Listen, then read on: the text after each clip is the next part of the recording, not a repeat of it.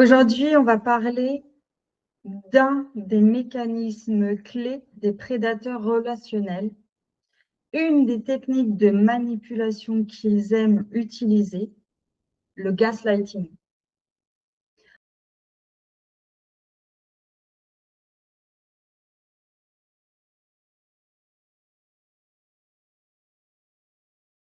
En français, on peut le traduire par manipulation, détournement psychologique, harcèlement psychologique ou détournement cognitif. Mais en réalité, je trouve que ça ne définit pas du tout la profondeur réelle de ce mécanisme. Parce que le gaslighting, ce n'est pas juste une manipulation. C'est vraiment une manipulation qui est prolongée, complètement immersive et totale. C'est comme si tu étais constamment, quotidiennement hypnotisé. Le PN, le pervers ou la perverse te rentre dans une hypnose relationnelle où tu es complètement aspiré dans un univers qui n'est pas le tien. Une réalité qui n'existe pas, sauf dans la tête du prédateur. Et c'est à ce moment-là que tout commence. Le gaslighting, c'est entrer dans l'illusion du prédateur. Quand on va parler de manipulation classique, on va penser à quelqu'un qui cherche à obtenir quelque chose ponctuellement.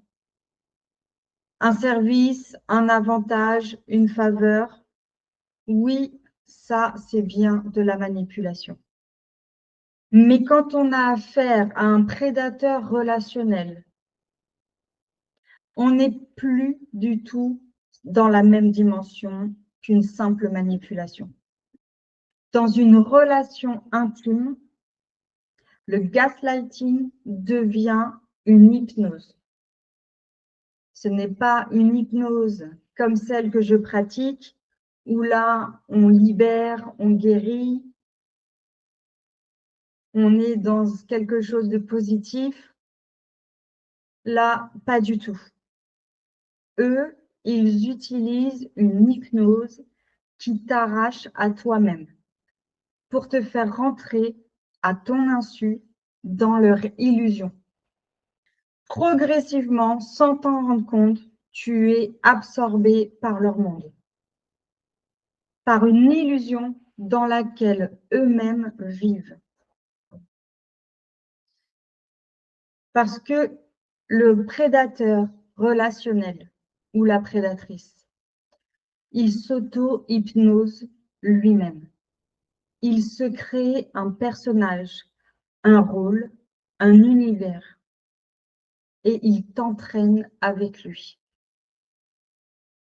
Alors, c'est là où on va voir la différence entre ce que l'on appelle un pervers narcissique et une personne qui est vraiment malade. Il y a une différence et c'est pour ça que les professionnels n'incluent pas les pervers narcissiques comme des personnes malades psychiatriques. Et c'est une chose qui est vraiment importante à comprendre parce que on a du mal à l'accepter, de se dire qu'un pervers ou une perverse n'est pas quelqu'un de malade. En termes professionnels, pour le professionnel médical. Les professionnels parlent d'un trouble de la personnalité. Et il y a une nuance qui est vraiment fondamentale. Une personne qui est réellement malade, elle va croire réellement à son délire. Pendant qu'un prédateur relationnel, lui, il sait très bien que son illusion n'est pas réelle.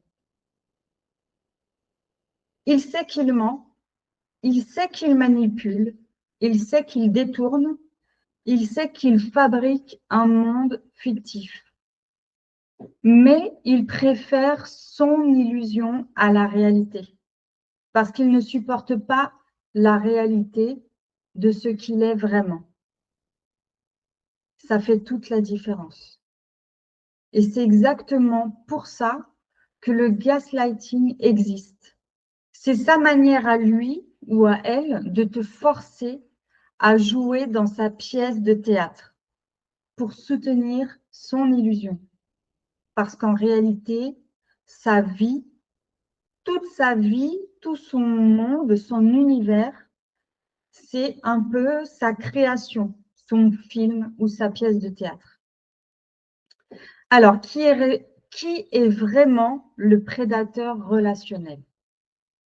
Celui ou celle qu'on appelle pervers narcissique, le prédateur relationnel. C'est un être complètement vide de l'intérieur.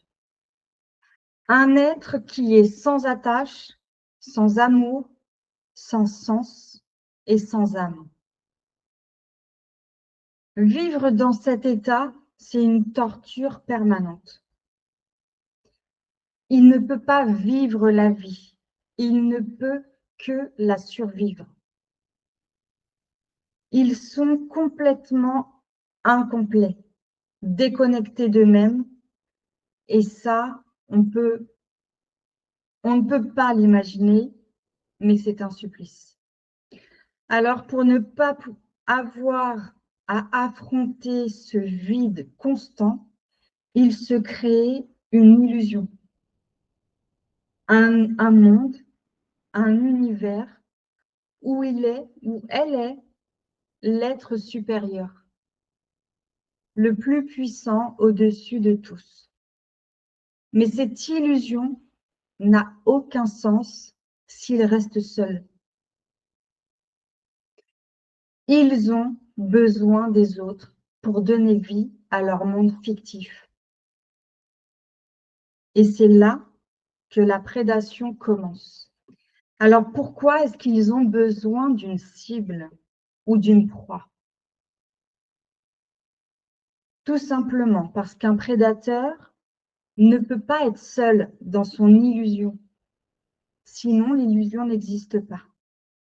Alors, pour qu'elle puisse prendre vie et exister, il a absolument besoin d'avoir une cible principale.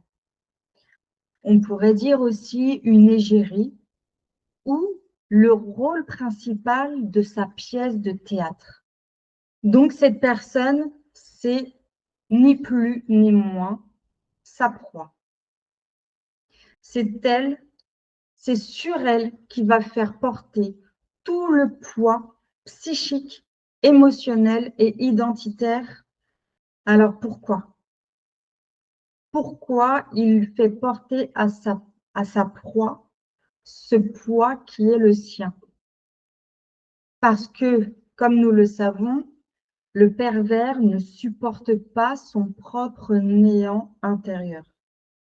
Il va donc le transférer sur sa proie.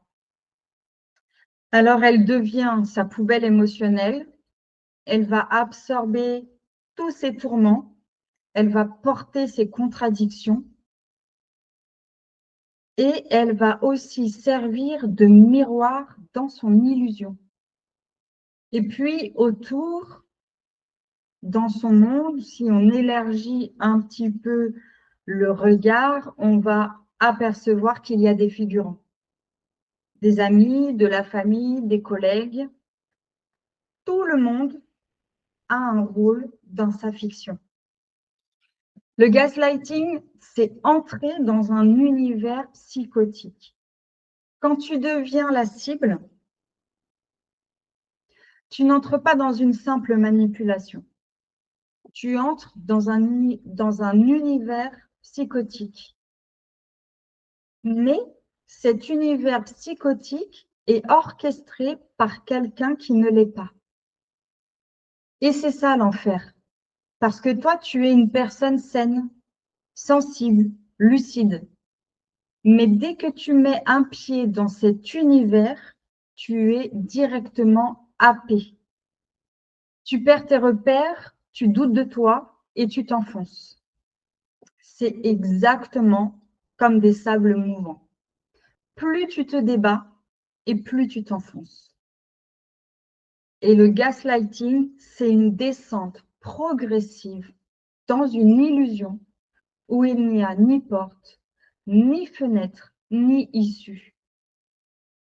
Alors pourquoi les hypersensibles sont des cibles privilégiées des prédateurs relationnels? Tout simplement parce qu'avec le temps, les prédateurs relationnels comprennent un truc. Certaines personnes font de bien meilleures proies que d'autres. Les vraies cibles, ce sont les hypersensibles, les hyperempathiques, les personnes altruistes, celles qui réfléchissent, qui analysent, qui se remettent en question, celles qui veulent améliorer les choses, comprendre ou réparer. Et pourquoi ces personnes-là sont de très bonnes proies? Parce que ce sont celles qui vont rester et qui vont rester le plus longtemps. Tout simplement parce qu'elles vont chercher un sens. Elles pensent que l'amour peut tout vaincre. Elles croient qu'en se dépassant, l'autre va changer. Mais ce fonctionnement dans le gaslighting, c'est comme se débattre dans des sables mouvants. Plus tu essaies de comprendre et plus tu t'enfonces. Une personne qui serait moins sensible, moins empathique et moins introspective aurait cette possibilité de repérer tout de suite que quelque chose cloche et elle partirait. Mais toi, tu restes et c'est là que l'illusion t'engloutit. Le gaslighting, c'est un labyrinthe sans sortie.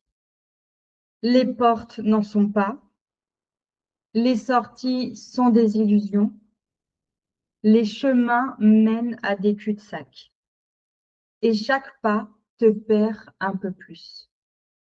C'est un lavage de cerveau insidieux, progressif et silencieux. Personne n'en sort indemne. Parce qu'une personne saine ne peut pas rester dans un univers malade sans se perdre. C'est impossible. Donc, pour récapituler, le gaslighting, ce n'est pas « il te manipule un peu ». C'est un système, un monde, une illusion dans laquelle tu es forcé de jouer un rôle pour maintenir quelqu'un en survie psychique. Et quand tu sors de ça, tu ne te rends même pas compte de la profondeur du mécanisme dans lequel tu étais. Mais la vérité, c'est que rien n'est plus puissant que de revenir à la réalité. Parce que l'illusion n'a jamais appartenu qu'au prédateur. Toi, tu peux en sortir, mais pas lui.